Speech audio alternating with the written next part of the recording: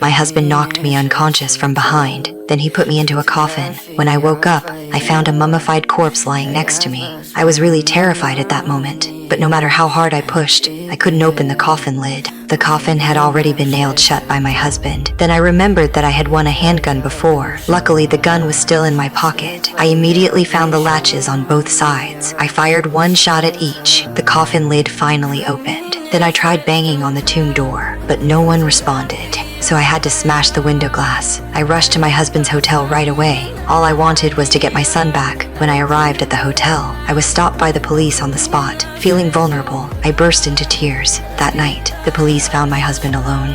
It turned out he had investigated my husband's driver's license and discovered his true identity. The murder for insurance scheme was planned by my husband himself. Knowing his plot had been exposed, my husband simply asked the police how much money he wanted. The police deliberately asked for $1 million. My husband agreed on the spot. Then the police said he was worried that the wife would expose him and get him involved too.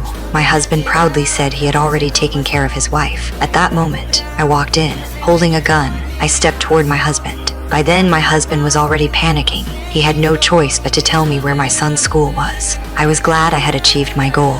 Then the police took out a voice recorder from his body. My husband's confession to murder was recorded. However, just as the police tried to take the gun from my hand, my husband seized the chance and pulled out his gun. He shot the police officer in the shoulder. My husband started shooting at me frantically. At the critical moment, the police officer endured the pain and tackled my husband. When my husband knocked down the officer and stood up again, I pulled the trigger first. I fired 2 shots and killed this ruthless man. The conspiracy planned by my husband was finally solved.